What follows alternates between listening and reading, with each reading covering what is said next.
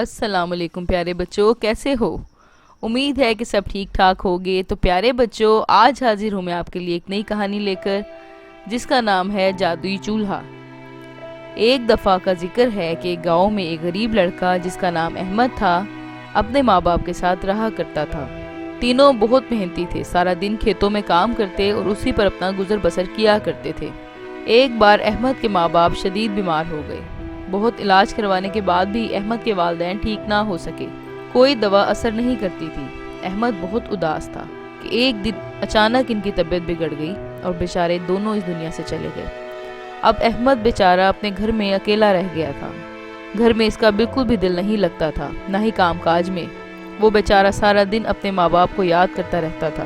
پھر اسے خیال آیا کہ بغیر کام کیے اس کا گزارا کیسے ہوگا، اسے ضرور کچھ نہ کچھ کرنا پڑے گا۔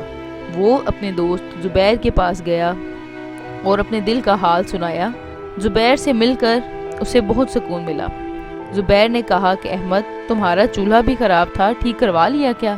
جس پر احمد نے جواب دیا کہ میرے پاس اتنے پیسے کہاں کے چولہا ٹھیک کروا سکوں، خود ہی کوئی چولہا بنا کر گزارا کر لوں گا، جب پیسے آئیں گے تب نیا خرید لوں گا۔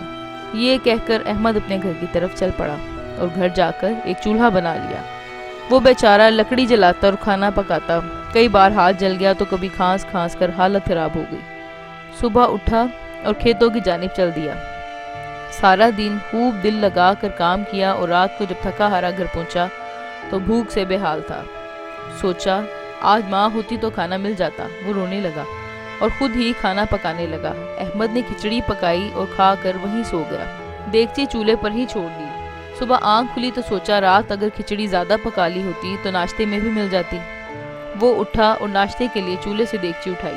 اس نے دیکھا دیگچی تو بھری ہوئی تھی۔ اس نے سوچا کہ شاید میں نے کھچڑی کچھ زیادہ بنا لی ہوگی اور بھول گیا۔ اس نے ناشتہ کیا اور باقی بچی کھچڑی ڈبے میں ڈال کر کھیتوں پر لے گیا۔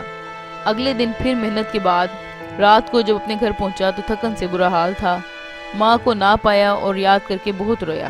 پھر ترکاری بنائی، کھائی اور پھر وہیں سو گیا۔ صبح کیا دیکھتا ہے کہ آج پھر دیگچی بھری ہوئی تھی۔ وہ بہت حیران ہوا۔ خیر، کھایا اور باقی بچا کھانا ڈبے میں ڈال کر کھیتوں میں لے گیا۔ زبیر نے بھی احمد کے ساتھ کھانا کھایا اور کہنے لگا، واہ احمد، تم تو بہت اچھا کھانا پکانے لگے ہو، لگتا ہے سب سیکھ گئے ہو، اور میں نے سنا ہے کہ تم لوگوں میں بھی کھانا بانٹنے لگے ہو۔ تمہارے پاس اتنے پیسے کہاں سے آ گئے؟ ابھی تو تمہارے پاس چولہا ٹھیک کروانے کے بھی پیسے نہیں تھے۔ احمد بولا، زبیر بھائی ایک راز کی بات بتاتا ہوں، آپ میرے ساتھ میرے گھر چلیں۔ زبیر احمد کے ساتھ اس کے گھر آ گیا۔ احمد نے سارا قصہ زبیر کو سنایا۔ زبیر بولا، احمد بھائی تم مفت میں کھانا بانٹ دیتے ہو، حالانکہ تم اس سے اچھے پیسے کما سکتے ہو۔ احمد ایک نیک دل انسان تھا۔ اس نے کہا، جو چولہا میری مشکل آسان کر گیا، میں اس سے دوسروں کی مدد کرنا چاہتا ہوں۔ اور زبیر نے کہا کہ ہم ایک ہوٹل کھولتے ہیں اور اس سے خوب پیسے کماتے ہیں۔ خیر، زبیر کے کہنے پر احمد راضی ہو گیا۔ دونوں نے مل کر کاروبار کیا اور خوب پیسہ کمایا۔ زبیر ایک لالچی انسان تھا۔ سوچا اگر ایک اور چولہا مل جائے تو زیادہ کمائی ہوگی۔ اس نے احمد سے کہا، احمد یار ایسا ہی ایک چولہا اور بناؤ تاکہ ہم زیادہ پیسے کما سکیں۔ احمد بولا، زبیر بھائی میں نے تو ایک عام سا چولہا بنایا تھا، میرا تو کوئی کمال نہیں، اگر دوسرے چولہے سے کھانا نہ ملا تو؟ زبیر کہنے لگا، تم کوشش تو کرو۔ احمد نے چولہا بنا دیا اور جیسے ہی چولہا جلایا وہ پھٹ گیا۔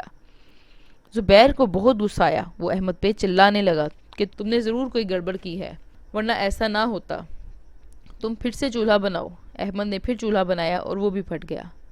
اب زبیر نے سوچا کہ کیوں نہ میں اکیلا ہی یہ کاروبار سنبھال لوں اور مالک بن جاؤں۔ اس نے احمد کو برا بھلا کہا اور احمد اپنے گھر چلا گیا۔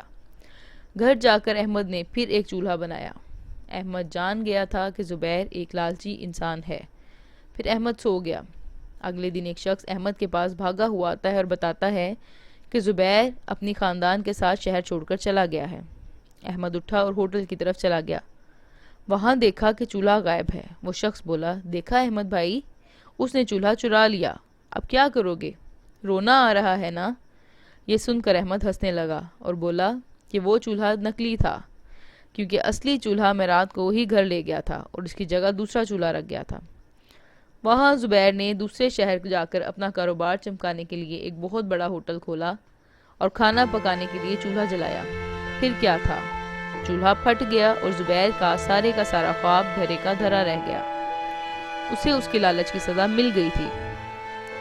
پیارے بچوں، سچ کہتے ہیں لالچ بری بلا ہے۔ تو پیارے بچوں، کیسی لگی آپ کو میری آج کی کہانی؟ امید ہے پسند آئی ہوگی۔ پھر ملوں گی ایک نئی کہانی کے ساتھ۔ اپنا بہت خیال رکھیے گا، اور کہانی اچھی لگے تو لائک اور سبسکرائب کرنا نہ بھولیے گا۔ اللہ حافظ۔